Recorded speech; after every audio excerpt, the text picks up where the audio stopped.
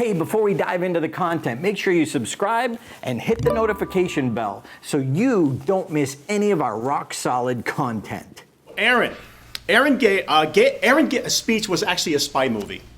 Okay, it had a mission. There was danger. There was intrigue. There was deception, and there were villains. And the deception took form in the place of what I call setups for payoffs. And he had 5 setups which paid off. So let me start from the beginning. So I've actually analyzed his speech, got up at 5 o'clock this morning. It was online already. Yes. And I went second by second, word by word, in terms of what he did. I encourage you to do this. You will see the brilliance of the speech. This speech, watching it the second time around on video, it is absolutely remarkable. It is, I mean, there's so many things that I missed. I didn't know it was online already. Yes. Duh, hello. Dude, who are you? Are you not a millennial? Someone sent me the YouTube link from Saudi Arabia this morning. Really? Just so you know, yeah.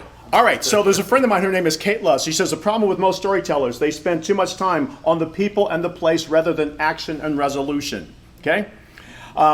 Within 25 seconds of his speech, we knew who the characters were, where he was, and what the issue was. Within 25 seconds of his speech. From there, with under 60 seconds, we knew what the issue was. Okay? So one of the things he talked about is, I couldn't help but feel different. I try to fit in. By the way, that's a universal emotion, isn't it? How, regardless of your country, don't we all want to fit in? So he hit us universally with a universal emotion. By the way, the first setup for a callback. All right? Then he set up the problem. The sacred Indian ritual, protecting the groom's shoes. By the way, this was not the real objective of the speech. It was not the real objective of the game. Again, the second setup for a callback, for a payoff, I should say. The groom protects the shoes. Then he said, it sounds like a spy movie to me. I'm the Black James Bond. And then use the word mission, and when I give a mission, I take it seriously. Set up for a payoff 3 and 4. Okay? Conflict. Then we meet the villain, the ominous smiler. The ominous smiler. And let's see. So we get the objective there. Then again, I talked about the new angle. He gave us a different perspective to see a speaker. He bowed down, and he told the speech from that angle. Okay, so that was something unique. That was something different. And again, I wrote down Darren LaCroix, Jim Key, Rory Vaden, okay, other speakers who've done this. He also had this phrase that he repeated over and over again, 4 times. They pull, I pull. But I hold firm. They pull, I pull, but I hold firm. They pull, I pull, but I hold firm. And then the last one is, they pull, I pull, and I lost. Okay? So we had these repetitive messages throughout the entire speech. He closed the loop. And what I mean by that, sometimes there's speakers who have what we call... Can I jump on the repetitive just for Sure. half a second? So what I love about that is you expect the same thing every time, and the last one was a twist. That's a great payoff. Okay. So he closed the loop. In storytelling, sometimes you have unanswered questions. And anytime you have an unanswered question, it's an open loop. And every time you have an open loop, guess what? People stop paying attention.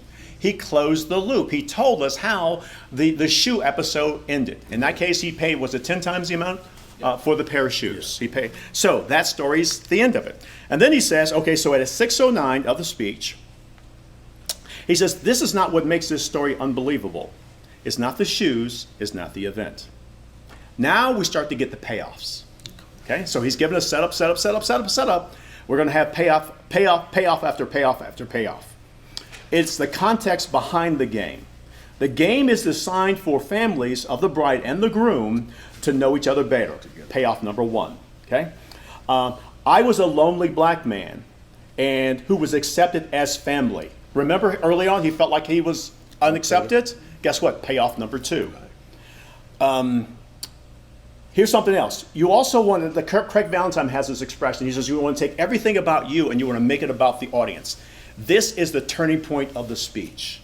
This is the point when he takes all this information, all this story that you've heard, now he's about to hit you. Okay, he's about to hit you with the message. All right? We experience so much divisiveness nowadays. And now, guess what? This is what the speech is really about. Payoff number 4. This is what the speech is truly about. Acceptance despite difference seems unbelievable. By the way, I love the writing of that. Yeah. Mm-hmm. Acceptance Nice despite difference seems unbelievable. Now he's tied it back to the title. Okay? Okay, so that, guess what? He's another payoff. He's paid it off. How did he get the title? What's this title all about? Basically, this is what the speech is really about. This is at the 6:24 mark. And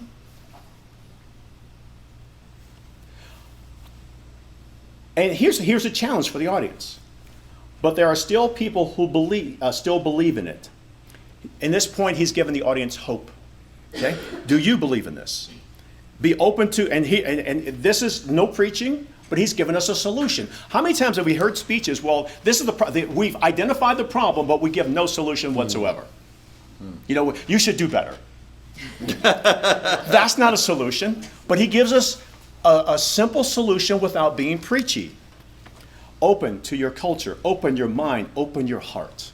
Isn't that beautiful writing? Okay, that's called anaphora. It's a rhetorical device. It's absolutely beautiful. That's now. Should the world, let's see, show that the world accepts despite differences is, let's see, the people are different from you. Show the world that their accept despite differences is now an unbelievable story. Okay, callback. This is your mission. Payoff. Take it very seriously. Payoff. Did you see how he structured that? Do you see the brilliance of that speech? It's absolutely beautiful. Now, here's a couple other things. He took a risk, and I'm going to call it real talk. Sometimes in Toastmasters, we just live in this Toastmasters bubble, and we ignore what's going on in the real world. Now, he took a risk, and the risk was talking about what's going on specifically in America, the divisiveness, if you will. However, he did not pick a side. He just called attention to it, and regardless of which aisle you are in politics, you would agree that there is divisiveness. There's no doubt about that whatsoever. However, he didn't pick a side. He didn't make it political. And that's where he was able to talk about a subject that's going on in the real world. I call this real talk, and it made it relevant. Now, here's the other thing. People who see this on video outside of Toastmasters, they're going to relate to this speech. Okay? Well, one of the reasons I don't like, contest chair and ladies and gentlemen and Toastmasters and guests, guess what? People are going to be watching this video around the globe. They have no clue as to what that means. And some of them might click off. Does that make sense? However, if, that's my own personal opinion. However, real talk, that's something that's relevant. I believe that's the part of this speech that's going to make it go viral, to be honest with you.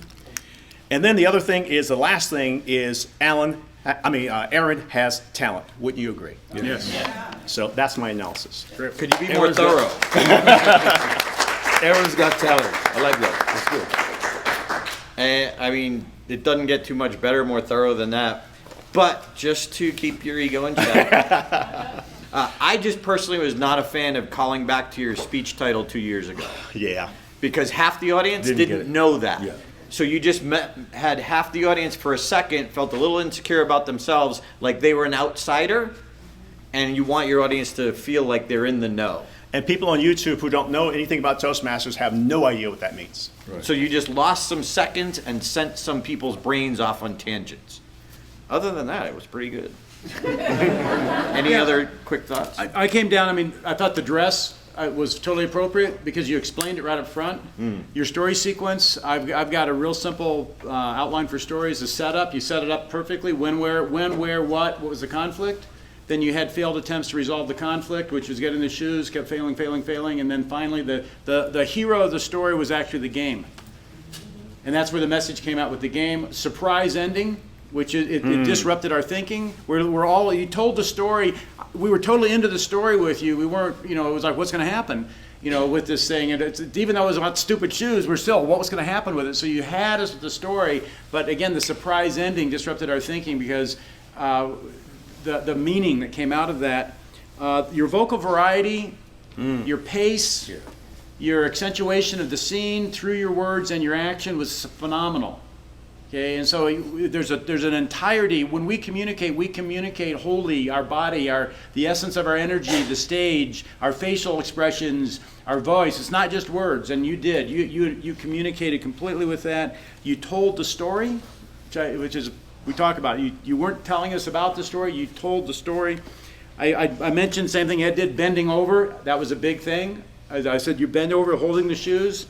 And I talked about the misdirection with the story that opens up our mind for the. See, I always feel our minds that are closed, you got to sort of pry it open, and then there's a space there just for a minute, okay? So we got pried open, and it was like, okay, then all of a sudden, whap, you slap that idea in, so you misdirect it and slap the idea in, and we go, oh, there was space in my mind for that to go into it.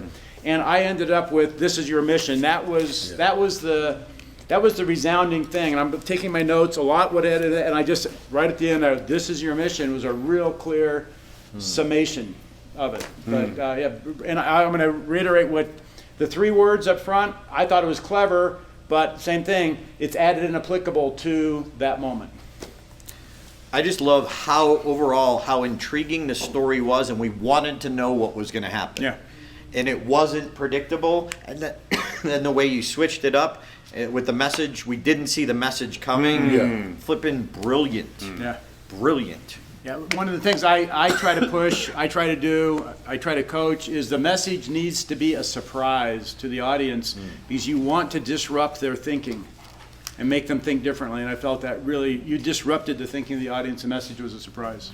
Let's give Aaron another round of applause. Yeah. Okay.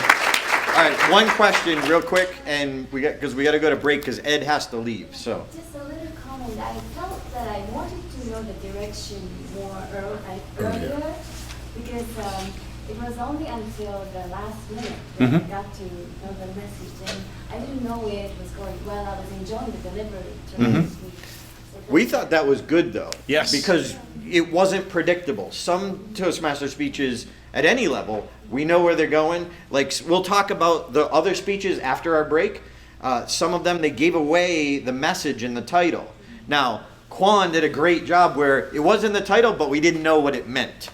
That was good. But most of the other ones, it's like, yep, I know where this is going.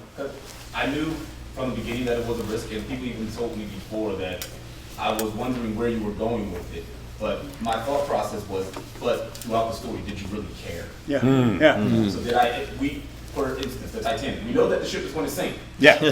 We know what's going to happen, but Yep. we're entertained by all the elements before that. Yeah, because So this. that's the risk that I took. Because the story was so good and it kept us curious, the fact that you wondered where it was going, you wanted to know where it was going. That keeps you engaged. All right, we gotta. Well, hold on for a second. I just want to point something out. I was sitting next to Mark during the semifinals, and I had a wonderful experience. And what Mark was doing, and for each one of the speakers, was he literally was predicting in advance where they were going. It was a remarkable experience, and he would predict what they would say, and he would predict what scene was coming next. We couldn't do that with your speech. Nice. Couldn't do that with your speech. So if you see the value in world-class feedback like that, you will love Stage Time University. If you're an experienced presenter, sometimes we're wondering, what's that little technique or that idea that I've been doing this for a while, but what do I need? We've designed Stage Time so you get world-class processes that you can take with you every time you take the stage, and we give you an opportunity to get world-class feedback on our live weekly calls.